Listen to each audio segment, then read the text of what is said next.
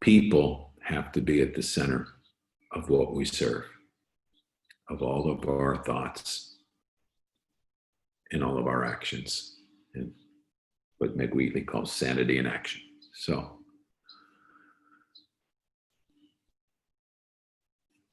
I'm curious to think about this with you all and to feel into this, in this space between, a deeper discerning of what our efficacy is of our acts, how we will contribute, who we give what to in such simple, basic ways.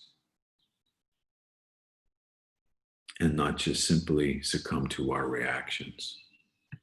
We could have an authentic anger, but not one that chooses to destroy, but one that uses it in service of some kind of contribution, some mobilizing into action that contributes to life. So what's moving through you as you hear this, as you consider going underneath it all and say, what's the real struggle for you? What's the honest tension that you have to keep bearing in your life? Whether it's related to the uncertainty or all of the acting out that's taking place, all of the failings happening, and the decline of our culture. Whether that for you is around the pandemic, inequality and unjust systems of economic distribution, whether it's the hot button of race yet again, and the history of oppression that really our country and European countries are actually founded on. So what is it for you that's your hot button? How can you speak to it right now in a way that's authentic and real and perhaps raw? It's not just a negative breastfeeding, let's say, and riddled with blame and despair and helplessness or impotency, but then we'll weigh like what is our most authentic action, and sit with that until we discover it. So let's open up the floor, and particularly those of you who haven't had a chance to speak on here yet.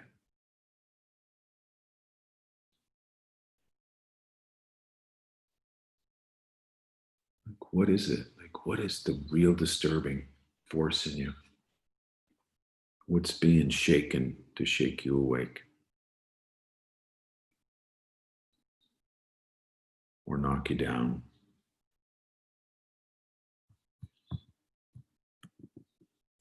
And then we'll look at what the possibility of an authentic response might be that's not here yet. If you want to speak, type into the chat and we'll find you here and give you a thumbs up to come on and share what you're living through, the real details of what you're living through. Okay, Elisa, come on and get us started. We'll see where we go from here.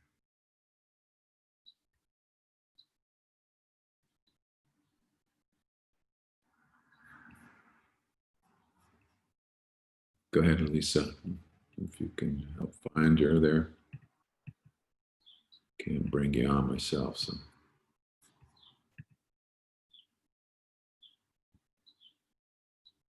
Hi, everybody. I would like to share a situation I'm in. It's family related. My daughter, she's ill. She was at the hospital on Thursday night, and she has probably pancreas issues. She also has an autoimmune disease, so it's a kind of scaring. So it's and my mother, she was at the hospital too because she was operated for something at her feet, And my issue now is that I'm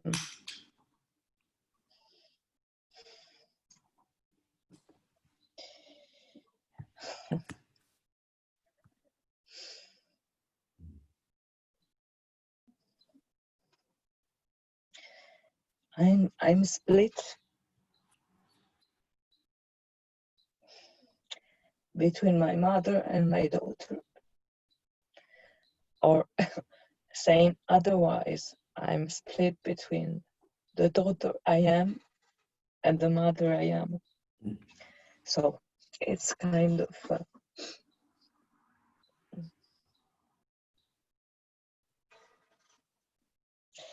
and what makes me speak now, it's something you said, Michael, is it,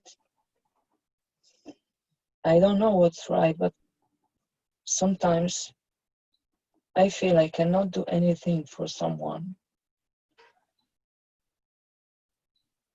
So maybe I'm wrong, but this is really how I feel now. So kind of, I don't know if I'm withdrawing, if I'm fleeing from something, or if it's the right thing to do.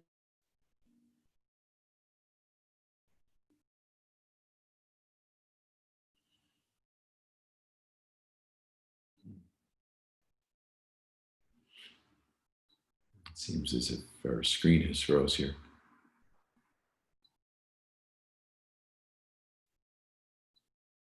You can all feel into Lisa's dilemma, huh? How real that is. Between the daughter that she is and the mother that she is, and what can she do?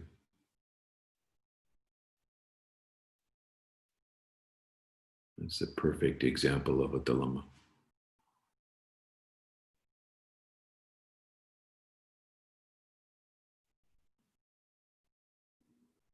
It takes so much strength to learn just to sit with it and feel it and not know yet.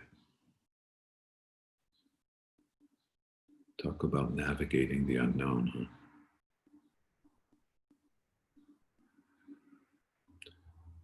I don't know if we'll get Elise back, but I appreciate the way she's starting us out and the depth she's bringing to how real it is to have her daughter have such a serious issue with her pancreas and autoimmune deficiency, and then to be in the hospital, and her mother as well. What do we do? Yeah. Laurence, your response is beautiful in the chat to her.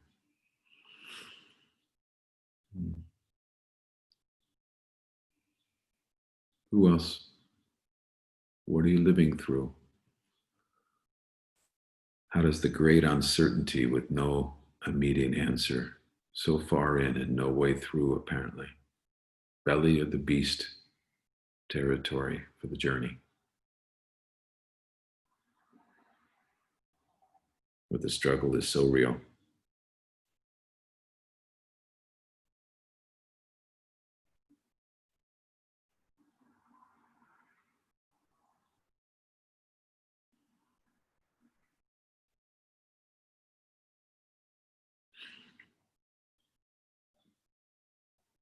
Who else would be up for sharing their authentic struggle of what they're living through?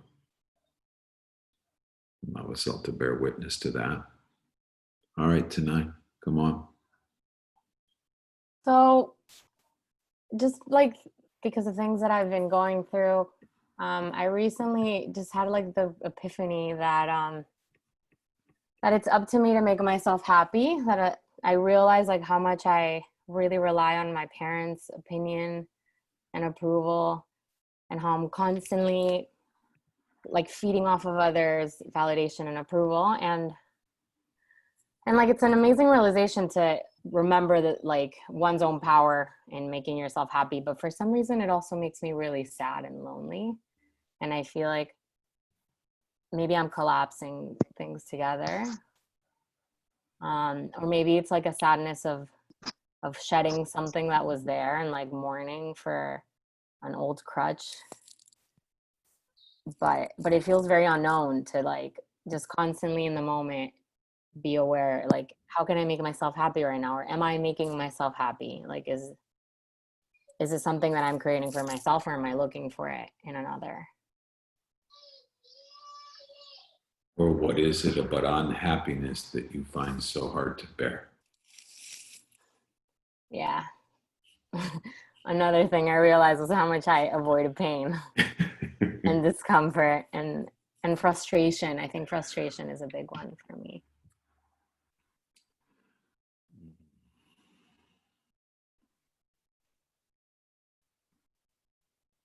Because I realized, I was talking to a coach and I was saying, and like I realized how much I have money collapsed with happiness. And that's just something that I got from my dad. And like realizing that I'm collapsing the two was really wild, and really having to think about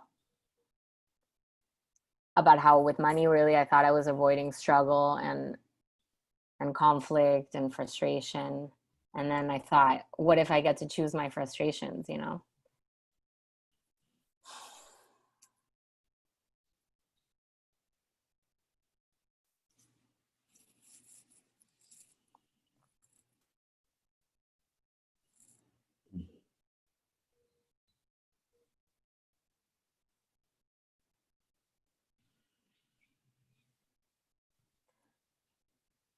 But yeah, I guess like what comes up is like feeling a loss of control. I think I think in looking for that validation and in others, it's like this false sense of control. Like as long as I just keep getting the "you're doing great," I feel like I'm in control.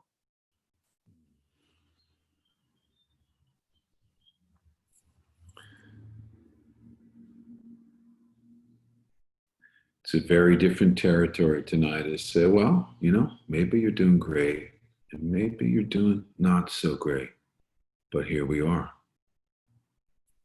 But nonetheless, here we are no matter what. And maybe you don't know what to do, and here we are. It reminds me of Shiloh last time, and then here we are. Mm-hmm. Like what Elisa just said, well, to whom does she go? And if she goes to one, she's not going to another. And how does she support herself? Right. There is no right answer. There is no wrong answer. Now what, huh? Now what?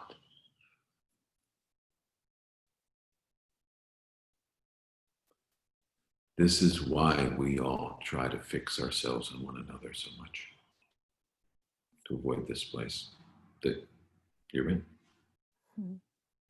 But you did just give it language. You named it.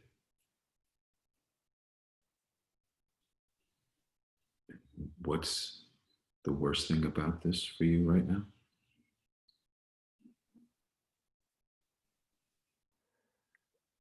Physically, there's like a fight in like every cell of my body.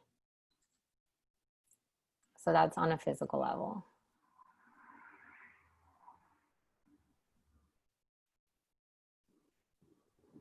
I don't like what, like the word that came up was feeling unimportant in that moment of not having a plan, of not knowing what to do in this moment.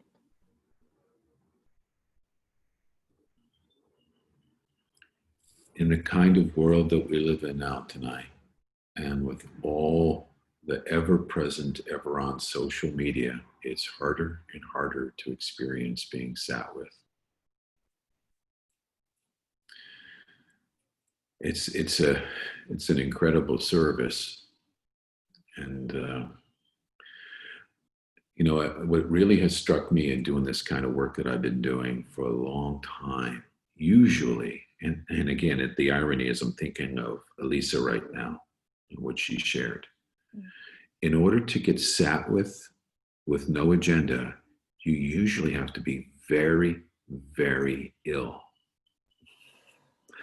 in a hospital or on a deathbed, and now everybody's willing just to sit with you. Mm-hmm. Or you're so helpless you can't avoid being sat with. You can't do anything about it. But there's such a goodness and such a wholeness in just being sat with for the sake of sitting with you, as uncomfortable as that may be. You don't Yeah. know. I don't know. You don't know. You know. Yeah, it is uncomfortable because I would feel the need to give back. Like, oh, you're sitting with me. Let me do something for you. Yeah. So it would be super uncomfortable to let someone just sit with you with no transaction. Well, what do you think is happening? This is what we're doing. Maybe the idea of it's worse than the actual experience. I don't know. Is this how bad is this for you? I mean, not bad at all. Okay. It's not the easiest thing in the world, but this is it. And whether, you know, and those of us now as part of this exchange, we would also know from either position the guilt or the obligation, or somehow we've got to be entertaining or get me tea, or the helper's like, what do I got to come up with some great ideas so that you feel better, so that I have some worth. And I can super relate to that. So now we're just here. We're just here. We just did this, and look, I don't think either one of us came up with an answer or solution to what you're wrestling with. And yet, how are you? Good. Yeah, that's too bad. You'll have to be good now. That's the paradox of presence, right? We're just together, and that's what matters. And that's what Meg Willie was saying. We have to focus our energies around being with people. And what we have to contribute is our presence. So I appreciate you sharing, and we're going to let Julie and Heather Thank you. come in and share here. And thank you for coming on. Where'd you go, Julia? I know you wanted to come on, so come on. I guess, can you hear me? Yeah, we'll get you Okay. spotlighted here in a second. There you go. Okay. Yes. So I just wanted to share that the past 2 weeks I've been really struggling with like this like I'd say rage, anger, and having terror on the other side of it. And so I've really had to sit with it and let myself just go through those feelings and like feel like, what is it that I can do to be with them, or what I can do to maybe have it heal. But what happened is my I found out that my parents were put into a nursing home right before the lockdown of, you know, nursing homes. And I thought, first of all, they were in their house, being kind of taken care of by healthcare workers who just come into the house. But now I learned through the healthcare worker that my sister put them in a nursing home. So my sister didn't tell me. She hasn't been talking to me for like the past 3 years. And the last year has been the worst. And so I feel a lot of that disconnect and anger that I think I felt a lot of growing up, that, you know, kind of like this win-lose type mentality that we had growing up. And so I feel like, you know, she's feeling smug and she's winning and she's like able to make me feel horrible, that I have no control or power over like what action she does, because my parents live closer to her, and so they've given her power of attorney, they've given her all their resources, they've given everything. And so she won't share anything with me of how they're doing. I've asked even now, like, I've had to ask her because the healthcare workers didn't get any kind of information about which nursing home. So I went and called a bunch of nursing homes and they won't tell me where, like if they're there, because I don't even know where she put them.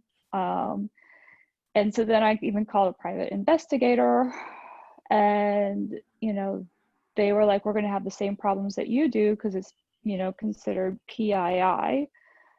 And so it's just this horrible feeling of not knowing if my parents are alive or dead. My sister won't tell me anything.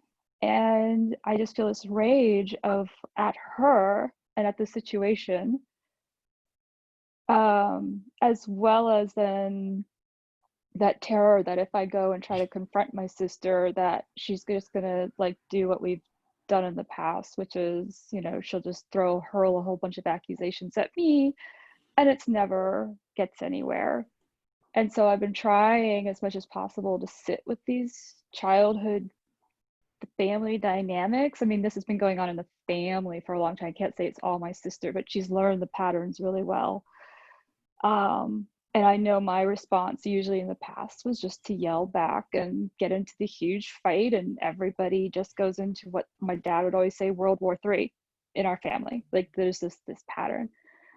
And so I've just been on my own going through these alternating feelings of what can I contribute here, because I'm having my own feelings of like not having any way of easily finding my parents, except now I've started talking to law firms, and I found finally an attorney who I'll just talk to see if he can help me find my parents. But then I know they also kind of want to take a case. They want to make sure like, okay, is there enough money in it for me to do all the stuff? So do I go into trying to find out what she's doing with their finances and all of that? And so it just feels very crazy that's all coming up now when I can't even like really,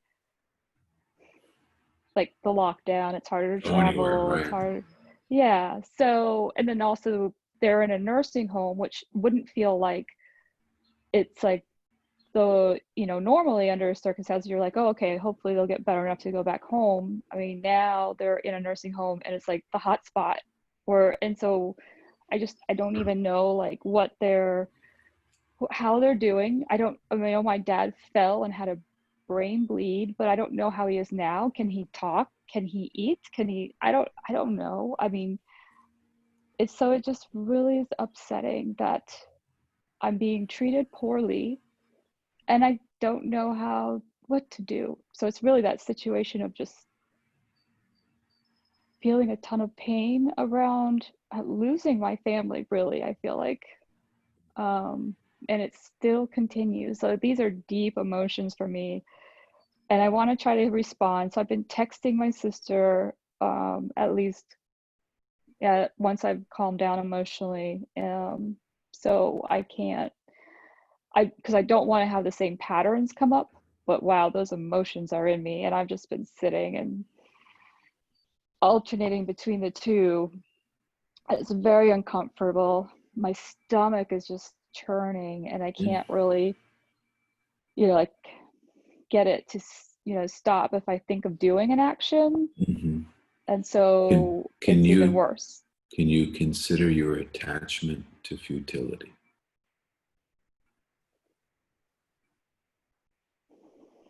Not sure what that means. Good,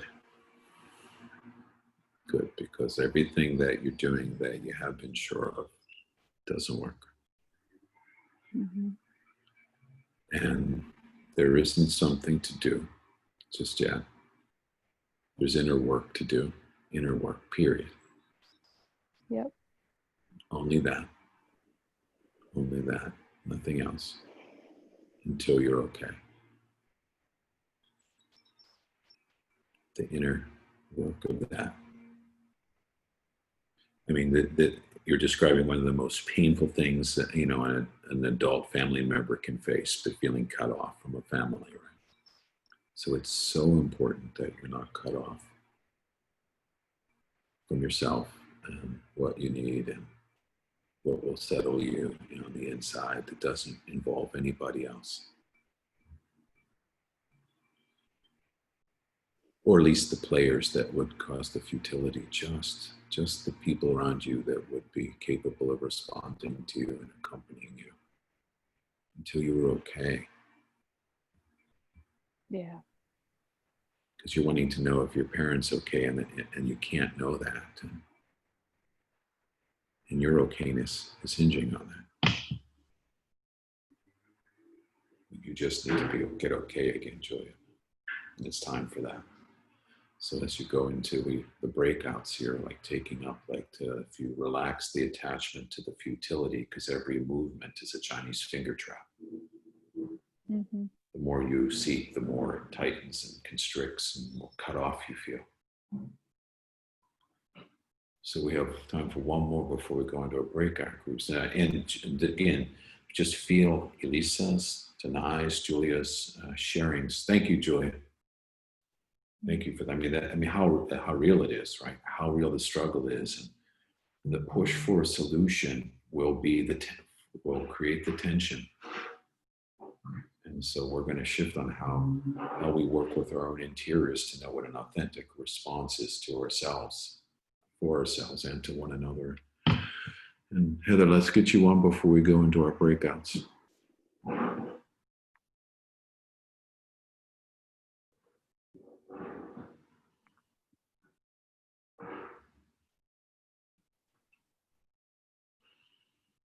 And the next breath.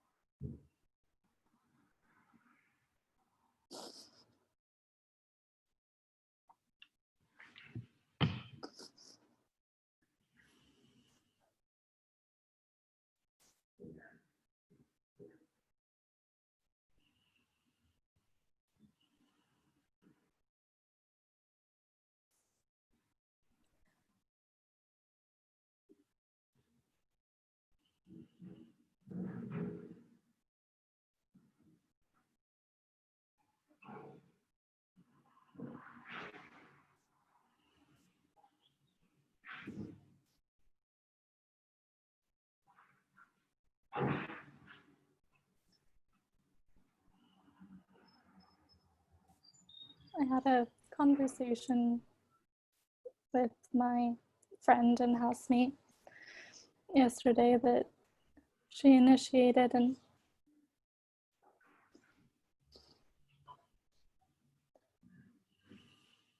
she just shared that she feels like when we talk that I'm playing a therapist role to her, and that it's triggering for her when I ask how she feels. And it, as we have this conversation, and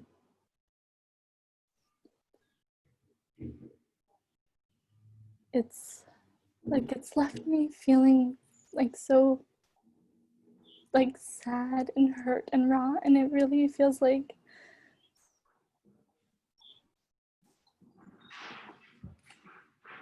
it's questioning that how I show that I care is not received or valuable, or and it's I feel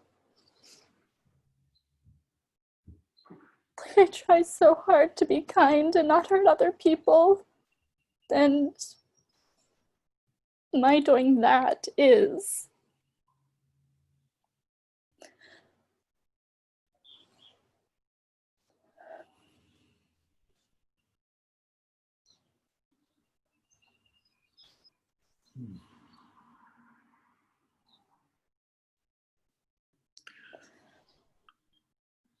Another great example of how real these dilemmas are.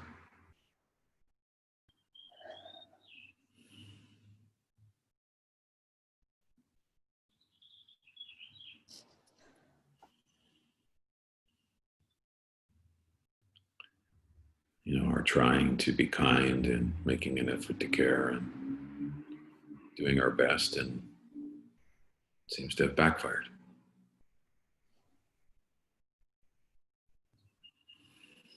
And that happens.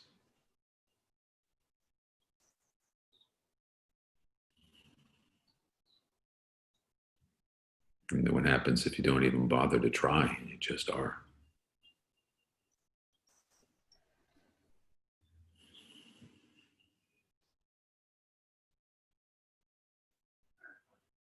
I mean, I think that's like what's bothering me so much is that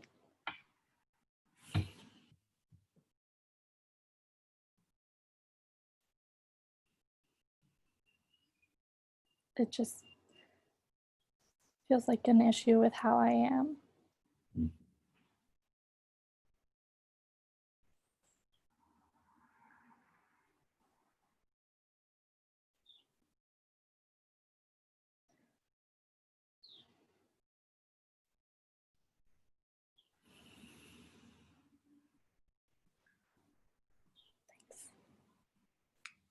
You're welcome. And I think it does hurt to hear, you know, that our ways of trying to be kind and be present seem to backfire. And at the same time, we have a friend who's honest with us, and I guess that's good, you know. Being helpful, being kind, being caring, especially if we try to do it, tends to backfire. Yeah. And you came on and spoke. It's true for you. That wasn't easy.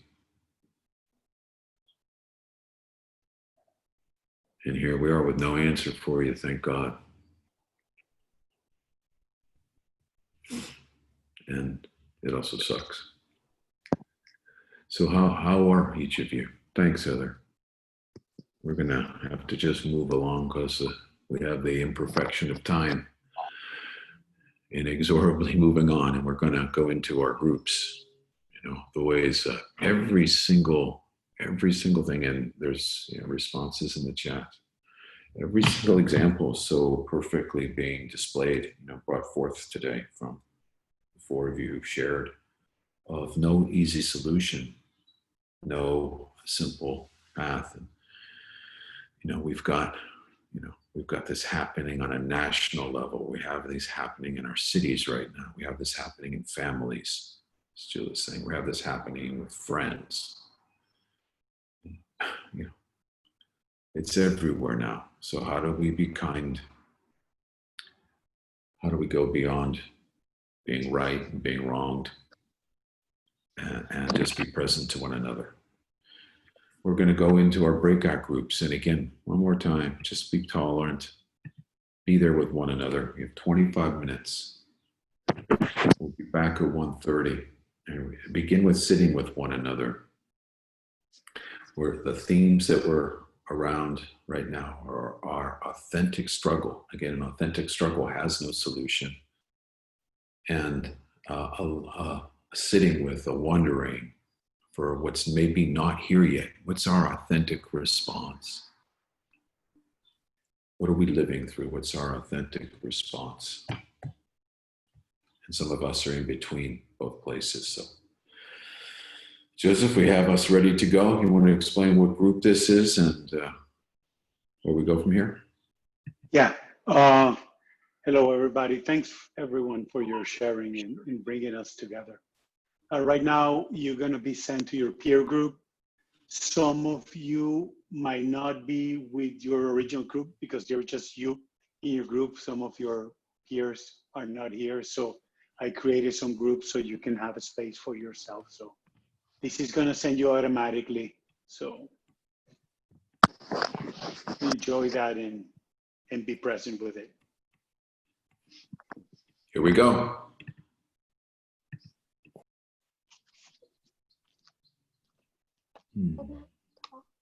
Rich and nourishing, alive. Good.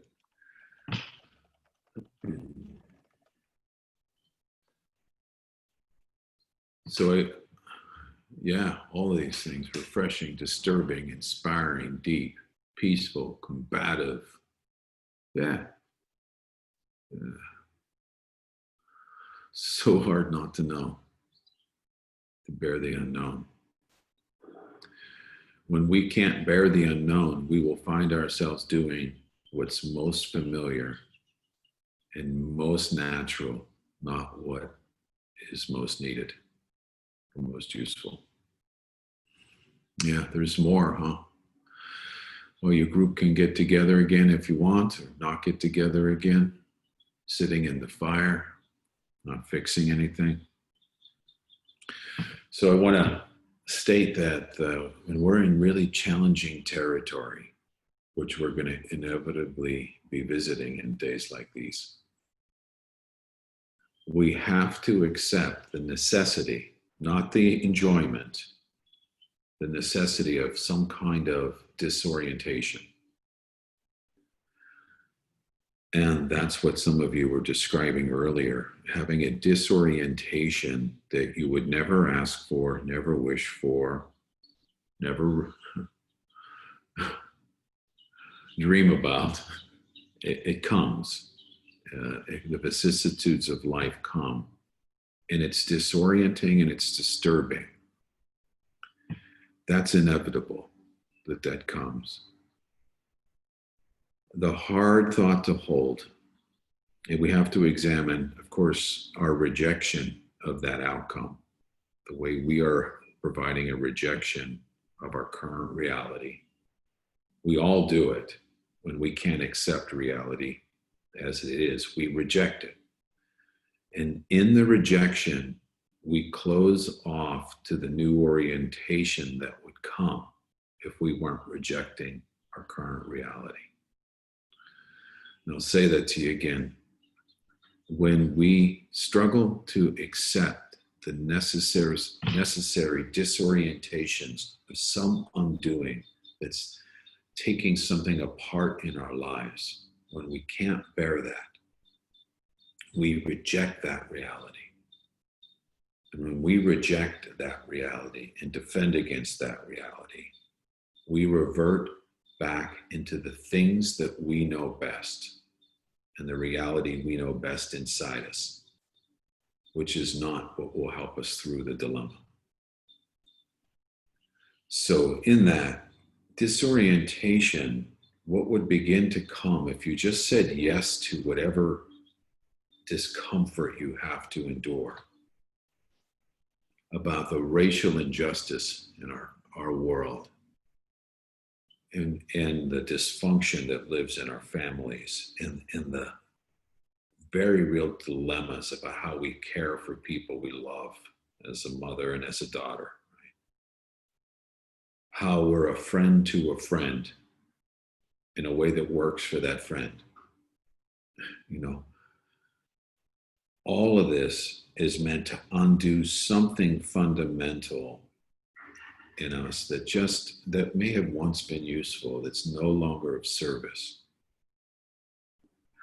And what can happen if we allow that is a new orientation would begin to come in, a new orientation that will be foreign and unfamiliar to us at first, or that we don't understand, like how we would be less attached to the futility we feel or the frustration we feel. Why would anybody be attached to frustration, for example? Why? Well, I could tell you, frustration, as unpleasant as it is one way to feel alive in the world. There's life in it. If you'll notice, it builds a charge in us.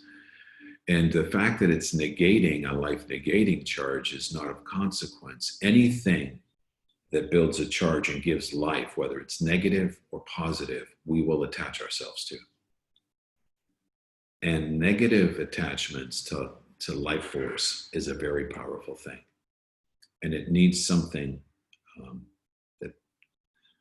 that parallels that provides another option to that. And that's what the disorientation does. Disorientation is going to put you into a disturbed state of mind because something that you're really attached to, that's an outcome that you want, cannot happen. It will not happen the way you want it. The beauty will be as you face that and accept that and stop judging that or rejecting that. Then we can just feel and soften into whatever pain or loss we have to bear that we have lost and allow something new to come that wouldn't have come any other way. That's not here yet. Some choice towards new life. A deeper capacity to love and accept and be loved. That's what will come.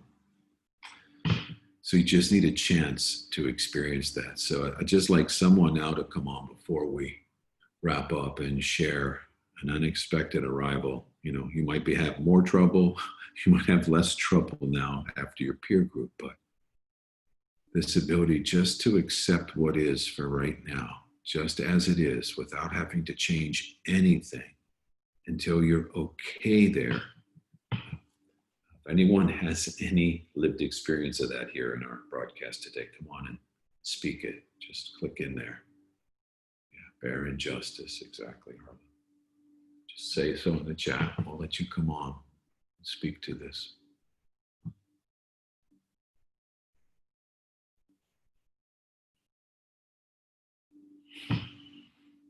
Maybe nobody, which is okay too.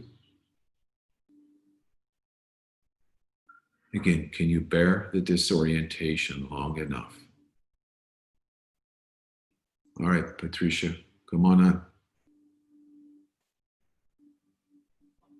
Patricia. Hello, hello. Hello, I'm here. We'll get you spotlighted here as soon as we. Yeah.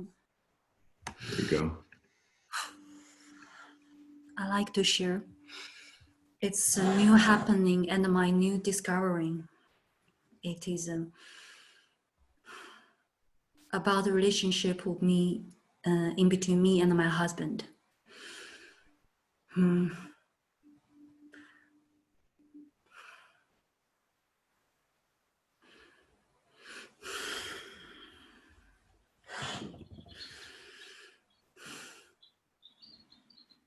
I just realized that we've been stuck in the same kind of pattern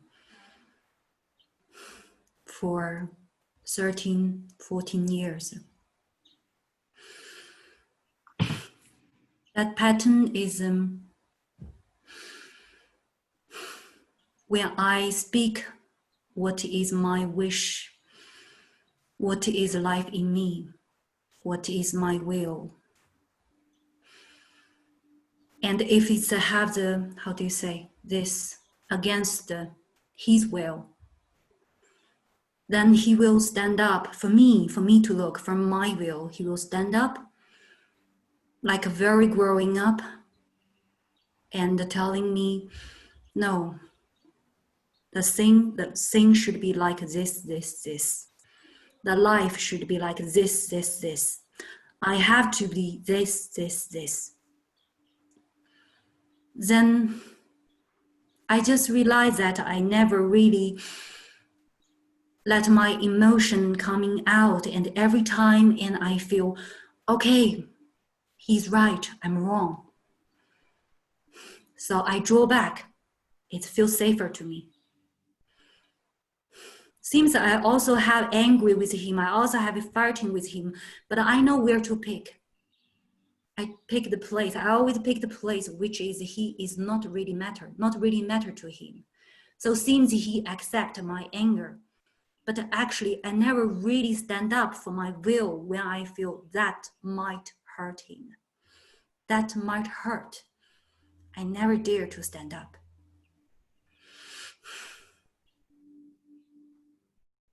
And I stand up yesterday. I tell him,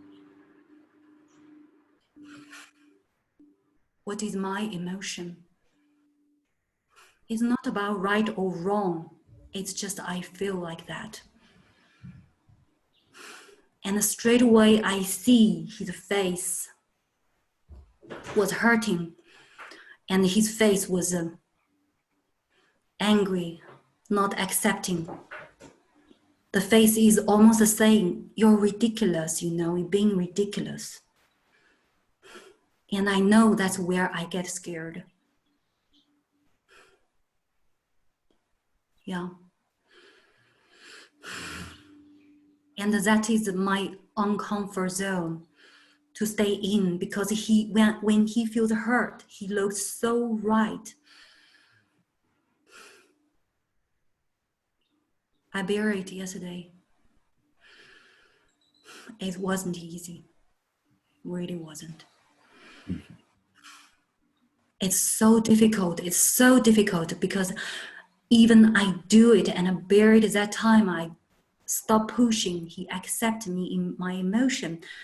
But still, I feel so much self-rejection, self-blaming, which is built up great stress yesterday in the end.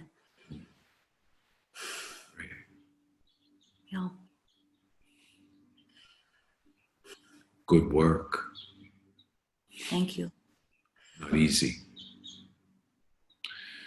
You know, so Patricia, this is a very good illustration of your example of what you're living through for us to end on, because where we can go that's new territory, like you're describing, is the possibility of having, rather than trying to avoid any trouble or provoking unnecessary trouble, we make a decision in our lives that there is trouble worth having, that can take us to some new territory. No guarantee, the possibility. So that is what you're doing, you know, and that's what we all have to do. If we accept the disorientation or the trouble or the chronic struggle, and we don't attach to the futility or attach to the fight, you know, the willful impasse, then we start to yield. And then the new possibility worth considering is the second part. The first part is the trouble worth having. And then the new possibility worth considering is that we would be willing to hurt together. That we would understand there's nothing wrong with hurting together, because we're people and we will hurt one another. That's a part of the deal. But there's hurt worth having and trouble worth having when we can share it. And if you hurt me and I hurt you and we sit until the hurt starts to soften, it's worth having, rather than trying not to get hurt or trying not to hurt. It's the same thing as trying to help or trying not to help, you know, like not to be helped. It's something worth hurting about, worth risking. So I thank you, Patricia, for sharing that. It's a great illustration. Thank you. Yeah. Thank you, everyone, to listen. So here, yeah, you're welcome, Patricia. They're bowing to you. Stephanie's bowing to you. We're wrapping up. We're wrapping up here. So much disorientation, so much unknown to navigate. It goes deeper. Our culture is unraveling. It's going to continue to unravel, so you can relax now about that.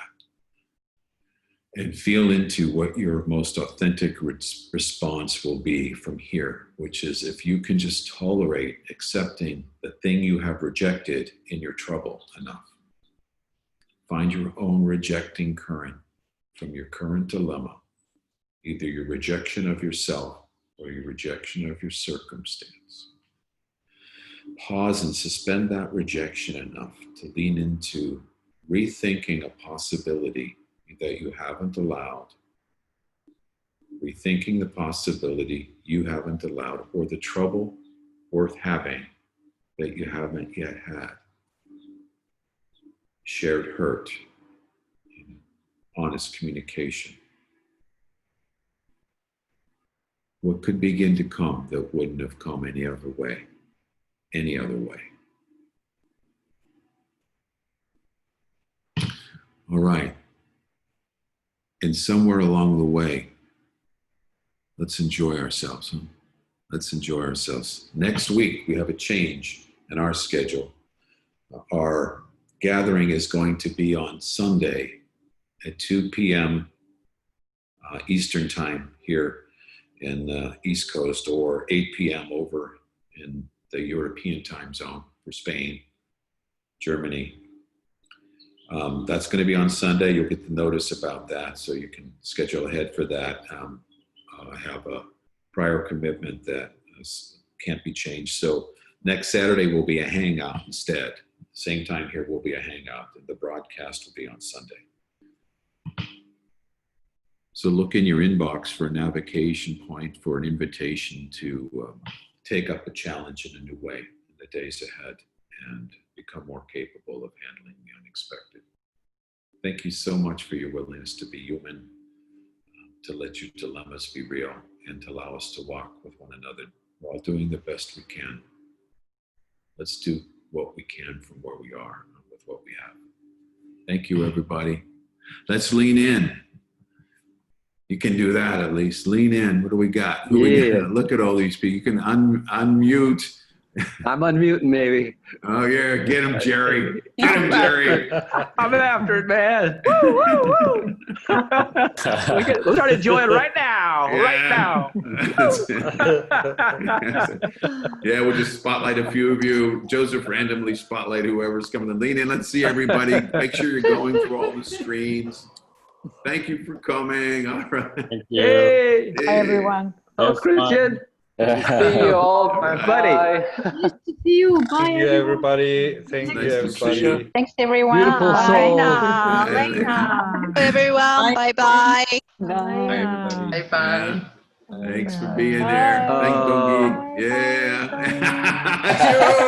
Oh, hello. Bye-bye. Somebody else up there. Mwah, kiss to all. Hello. Goodbye. Hello. Bye. Going up there, man. Hey, Mick. Hey, look at you. Yeah, great man. You. Hi, Rosie. Oh, hi, Rosie. Oh, this is a good Bye, one. Rosie. Hey. John, look at you, John. Looking Look good. at that, huh? You hadn't seen him. All right. Sophia. Sophia. Bye, Sophia. Okay. Joy. I got the library. Yes. Pat. They can open that place, Pat, for God's sake. Let you in. Hello, All right. London. Hello. Hi. Yeah. Amazing. Hello. Amazing, amazing. Hello. Oh, another. It's a caravan. Hello. Hey, bye-bye. Ingrid. Dear Ingrid, hello. Ah! Oh my goodness. Did you jump out of that space shuttle?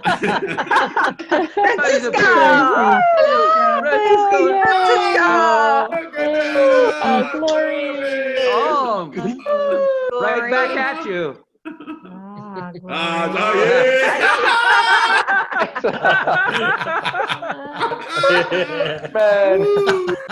Hey, Marisol. Right. Bye. Thank you. Thank you. Bye. All right. Thank you, Joseph. Okay. Come on Thank now. you, Joseph. Bye. Get out of here. Hold on. Get out of here. Bye, guys. Bye. Get out! Turn Get the out! lights out. Goodbye, Jerry. Bye! Get out! Hi, Jerry. You don't have to go home, but you can't stay here. Okay, okay. I hear the writing on the wall. Joyce. Bye, buddy. Bye. I'm out of here. Bye bye. Thanks a lot. Yeah, bye. Bye bye. Yeah. Thanks Bye-bye. for sharing, Bye, everyone. everyone. Thanks for sharing. Thank you. See you next Elisa, week. Anai, Bye. Julia, Bye. Heather, Bye, Patricia. Patricia. Bye. Make it on the Jumbotron. Yeah. Bye. Have a nice weekend. The Jumbotron. Yeah, that's right. That's what it seems like. Yes, it Yeah. is. Yeah, be careful. You'll end up I on guess the if you wait Jumbotron. long enough. If Yeah. you wait long enough, right, you're eventually here. All right. Well, Thanks, take care. Tom. Yeah, thanks Bye-bye. for being here. Bye, Thank everybody. you. Bye bye. Thanks for Bye stopping. bye.